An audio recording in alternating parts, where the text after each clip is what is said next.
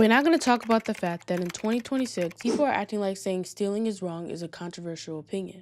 Personally, I don't look at a crime. If you're going into Target, a multi-billion-dollar company, and stealing clothes, it's not a crime. Your resources. Not a crime? Hell no. And this isn't new. A lot of topics that should be common sense are treated as controversial. Here's the thing. We live in a world now where people will literally argue about anything. They'll make anything political and turn everything into a culture war. And not only me, but others are extremely tired of it. So here's the top 4 things that should be common sense and not controversial. Topic 1. Stealing is wrong. This should be the easiest one on the list since we pretty much learned this when we're in kindergarten. A lot of people have been debating whether stealing is wrong or not depending on circumstances. But in my opinion, I think you shouldn't take anything that doesn't belong to you. But we've gotten to the place where people argue that stealing should be justified depending on people's circumstances. For example, if someone is poor, it's okay for them to be stealing. I'm not going to sit here and say that poverty isn't real. Well, it is. But that doesn't mean that stealing is okay. It's a sin. We shouldn't be stealing anything from other people. We should work hard and obtain the things that we want. I can want to fix poverty and say that stealing is wrong. Those are two separate things. And when people argue that stealing is okay, they're not focusing on the aspects of life that have been impacted from shoplifters. Do you not know how many communities have been devastated because of this? How many places have been shut down? Pharmacies, grocery stores, Targets, Walmarts have been shut down because of the amount of shoplifters that has been happening. That's not just a corporation losing money. That's a community losing a store, a pharmacy, jobs.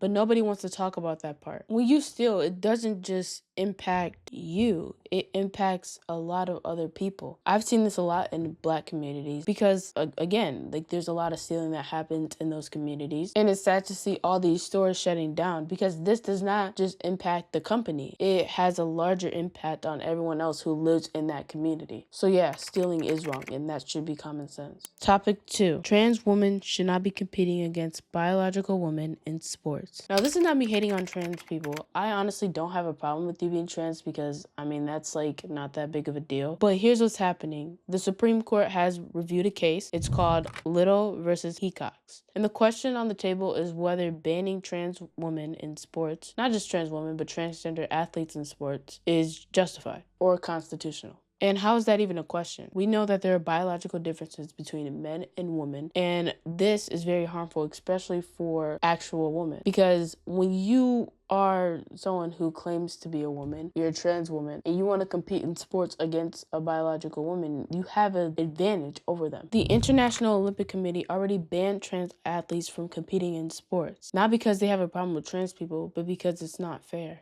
The Olympic Games, even the smallest margins can be the difference between victory and defeat.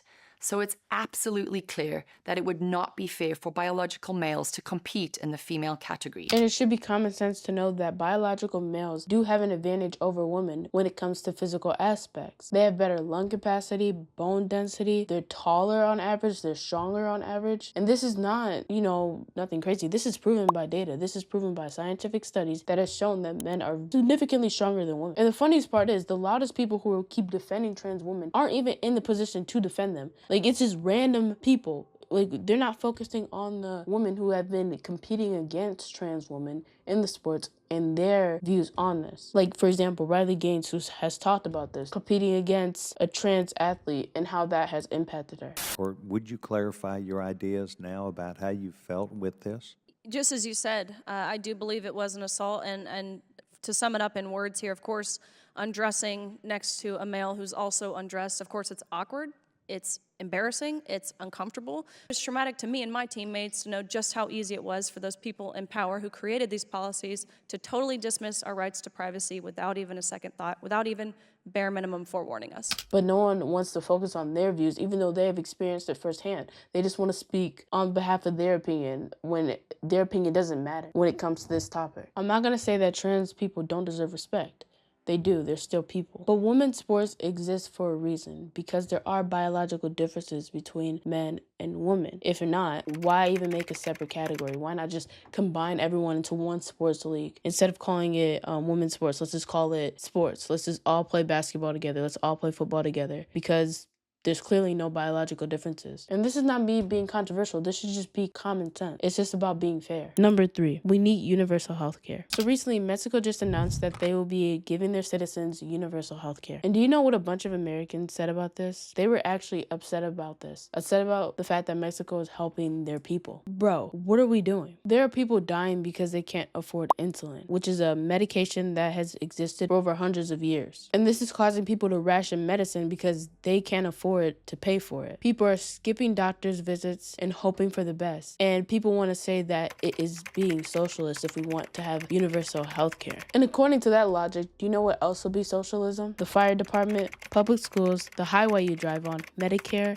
and the VA. Should we get rid of all those too? Because there are other people using these. And are we gonna not act like every other developed country has figured this out? There's many countries who have a universal healthcare system. Canada, the UK, Germany, Japan. People are living longer, people are living healthier lives, and somehow America, which is one of the richest countries in the world, look at the GDP. We can't do this for our citizens. I'm not gonna sit here and say that a universal system would be perfect. It wouldn't be. I know this. You probably know this as well. There will be challenges that we have to work through. But the idea that people will have to die before they can get healthcare in 2026, that should not be controversial. That should be common sense. If you're an American citizen and you can't afford healthcare, that should be free for you. Number 4, we cannot have open borders. There's no country in the world that has open borders, at least fully open borders, not one. Even the European Union, which has one of the closest things to it, they still have a system, they still have regulations for it. And I'm not saying immigrants are bad. If you're immigrating here legally, then that's fine. And plus, people need to understand that immigrants did actually help